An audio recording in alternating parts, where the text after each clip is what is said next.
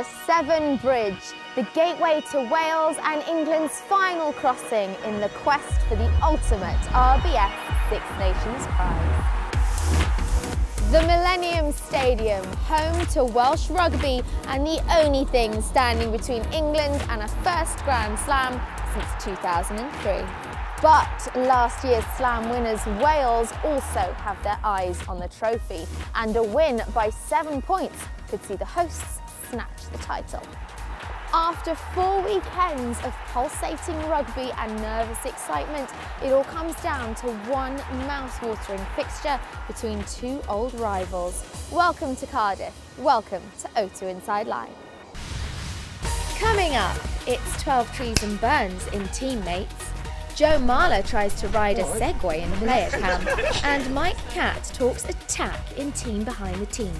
But first, James Haskell and Toby Flood look ahead to Wales in analysis. You can see in these clips we have a pretty strict policy in our defence, which is always to put two players into the breakdown and allowing the third guy to make a decision. In attack, we have a totally different policy, which is obviously to put 3 or 4 players into contact. If you look at this clip just back here, we only send 3 guys in or 2 guys in, and then we get counter-rucked and the ball's turned over. And that's something that we're trying to really work on, is making sure that we get at least a minimum of 4 players into every attacking breakdown. So we've had a lot of tweets and questions about our attack in terms of our philosophy, how we went about the game. Obviously, look, we're 30 seconds in now, we've got the ball. We're having a real crack at them here, that we're trying to expose them as best we can. We're making yards, we're taking lots of yards with them. So we started really well. This is the killer play for us here. We've done them, they're done. They're finished off. If that ball goes to the guy on the outside, then we've got Brownie on the edge of that, and the whole thing's over. This lends itself to how we're playing in terms of what we're trying to do is play quick, play fast, and have a real go at them. So if you look at Wales today, that they might not be ultimately winning the ball, but they're costing Scotland players. There's 4 players into that breakdown. Which means they can be very aggressive off the line, which they are there. You know, Davies and Roberts there come flying up, and because of that, it puts Scotland in a real area of doubt. So this is a picture that we don't want to see from an attacking point of view. Scotland aren't able to find any shape because Wales are very disruptive, because they haven't been able to get quick ball, and quick ball is integral to everything England are trying to do. Next up, Billy Twelvetrees in control of player cam. Yes. I've done it! Only if you hold it.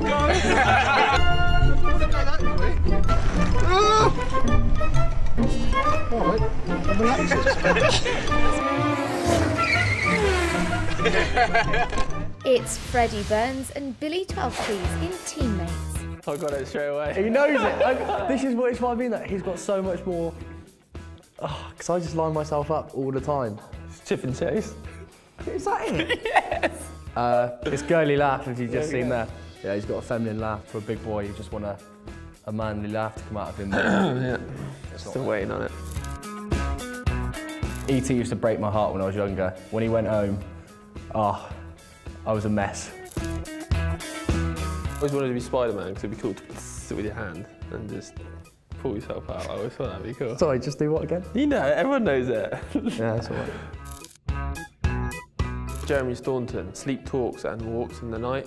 I remember getting up in the night and he was standing on the bed having a full-on conversation with his pillow, and I literally bricked myself getting up. I used to be good at the yo-yo when that was in place. Around the world, cradle, elevator. There's another monkey on the swing one. That's for the new boy, so we don't want to be upsetting anyone. Jeff Parling doesn't really look after himself, does he, facially? Now Joe Marler goes all Robin Hood in player cam. Just come over to the archery. We've got Mr. Tom Wood with the most high-tech bow and arrow of his own. In this week's Team Behind the Team, we meet England's attacking skills coach, Mike Catt. Mike Catt, England attack coach. I suppose I'm part of a coaching team that does a little bit of everything. Nice, good talk. We do put them under immense fatigue, immense stress, and then ask them to execute the basic skills of rugby, really, and so paying dividends so far. Just want you making the right decision. We have empathy towards the players. We know exactly what the players are going through, you know. I've been dropped more times than any other player in the country, so we can relate to the players when they are feeling down, and how do you pick yourselves up. It's nice and relaxed, boys. Saturday, obviously, going into it, having a bit of fun in the morning with the backs, and then it's game time. I learned very quickly as a coach to take the emotion out of your coaching, because if you get too emotional, you actually say the wrong things at the wrong time and you give the players the wrong messages. Tighten it up, boys, tighten it up. The difference between a good and a great player is the number of mistakes he makes. And you don't make mistakes by repetition. Ah, good Eddie, look at his shoulders, mate. Of course I do, every moment. That's it for this week. Looking forward to Saturday's showdown here in Cardiff. Let's hope that England can overcome Wales for the title and for the Grand Slam. Bye-bye.